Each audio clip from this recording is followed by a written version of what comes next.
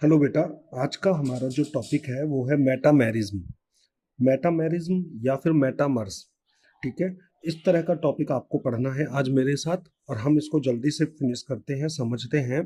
देखिए, मेटामेरिज्म या मेटामर्स कैसे कंपाउंड्स होते हैं, आपको पहले तो ये पता ही है कि आइसोमर्स में हमें एक पॉइंट याद रखना है कि same molecular formula. Molecular formula कैसा होगा? सेम होगा। तो ऐसे कंपाउंड जिनका मॉलिक्यूलर फॉर्मूला सेम होता है बट हैव डिफरेंट अरेंजमेंट, उनका अरेंजमेंट कैसा होगा? डिफरेंट होगा। किसका? एटम्स का या फिर ग्रुप्स का। तो जो ग्रुप्स हैं और एटम्स हैं उनका जो अरेंजमेंट है वो डिफरेंट होगा। किस तरफ? From either side of bridging functional group.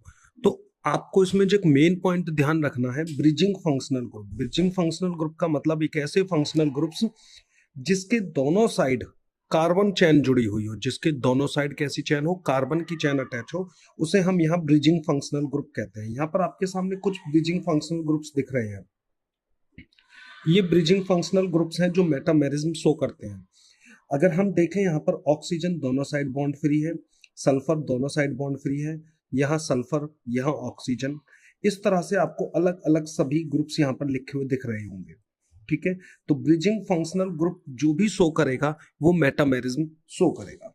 अब इसमें एक पॉइंट आता है कि हम कैसे आइडेंटिफाई करें। देखो, यहाँ मैंने लिख भी दिया है कि लेफ्ट साइड और राइट साइड कार्बन की चेन होनी चाहिए फंक्शनल ग्रुप के। ठीक है, वो ही मेटामेरिज्म शो करेगा। अब एक एग्जांपल देखिए, C4H10O। ठीक है, ये एक कंपाउंड है। इस कंपाउंड के दो आइसोमर्स हमने ड्रॉ किए, C2H5O, C2H5। दूसरा आइसोमर ड्रॉ किया CH3O, C3H7। अब इन दोनों में आइसोमेरिज्म आपसे पेपर में पूछी गई, तो आप कैसे आइडेंटिफाई करोगे? आप आइडेंटिफाई करोगे कि लेफ्ट साइड ले लो, कोई सी भी एक साइड ले लो, लेफ्ट ले लो या राइट। यहां मैं लेफ्ट लेता हूं। लेफ्ट साइड में यहां कितने कार्बन है? दो। यहां पर कितने कार्बन है? एक। इसका मतलब यहां पर लेफ्ट साइड में C2H5 है और यहाँ CH3 है। तो मैंने अभी कहा ना कि फंक्शनल ग्रुप के लेफ्ट या राइट साइड कार्बन चेन होगी, लेफ्ट और राइट साइड में। और साथ में ही हमें ध्यान रखना है लेफ्ट साइड में जो ग्रुप है या फिर आप राइट साइड में देख लीजिए, उनको कंपेयर करो। तो यहाँ C2H5 है, यहाँ CH3 है, ये दोनों ग्रुप्स कैसे हैं? डिफरेंट है। ठीक है। तो आप तुरंत कह दोगे कि सर यहाँ पर कौन सी आइसोमेरिज्म है? मेटामेरिज्म प्रेजेंट है। तो मेटामेरिज्म यहाँ पर प्रेजेंट होगी। ठीक है। अब मैंने यहाँ पर एक CI भी लिखा है। CI का मतलब क्या है वो भी अभी मैं डिस्कस करूंगा। दूसरा एग्जाम्पल देखते हैं, C5H10O। C5H10O के मैंने दो आइसोमर्स ड्रॉ किए, C2H5 CO, C2H5, C3H7 C double bond O CH3। अब इसमें देखो, लेफ्ट साइड हमने लिया C2H5 और यहाँ लेफ्ट साइड है C3H7। यहाँ पर ब्रिजिंग कंपाउंड आपको दिख रहा है C double bond O, C double bond O। तो ये जो ब्रिजिंग कंपाउंड आपको दिख रहा है, इसमें आप देखो, मैं लेफ्ट साइड ले रहा हूँ, आप राइट साइड भी ले सकते हो। लेफ्ट साइड में इस कंपाउंड में C2H5 है और यहाँ पर C3H7 है। तो दोनों ग्रुप्स कैसे हैं? डिफरेंट है, लेकिन इन दोनों का मॉलिक्यूलर फॉर्मूला एकदम सेम है, मैच कर रहा है। तो यहाँ पर भी कौन सी आइसोमेरिज्म प्रेजेंट है? मेटामेरिज्म प्रेजेंट है। अब क्या मेटामेरिज्म में आप कहोगे कि यहाँ पर सर चैन आइसोमेरिज्म भी हो सकती है? हाँ, चैन आइसोमेरिज्म भी है। मैंने तभी तो यहाँ पर CI लिखा है। चैन आइसोमेरिज्म अगर मैं इसकी ड्रॉ करूं तो यहाँ देखो, CH3CH2, इसको हम ऐसे लिख सकते हैं CH3CH2। C2H5 को भी हम ऐसे लिख सकते हैं CH2CH3। लिख दिया। जो हमारे पास ये कंपाउंड है CH3CH2O CH2CH3, इसमें भी तो अगर आप कंपैरिजन करोगे, देखोगे, तो फंक्शनल ग्रुप या चैन दोनों क्या है? चैन की बात करो, चैन अलग अलग है। यहाँ चैन दो कार्बन की है, यहाँ चैन दो कार्बन की है। ठीक है, फर्स्ट वाले में। लेकिन अगर मैं इसको ड्रॉ करने लग जाऊं, तो इसको जब मैं ड्रॉ करूंगा तो इसमें चैन कितनी है? तीन कार्बन की है, ये ड्रॉ हो रही। और एक साइड कितनी है? एक कार्बन की। तो बेटा, इन दोनों में चैन आइसोमेरिज्म भी प्रेजेंट है और मेटामेरिज्म भी है।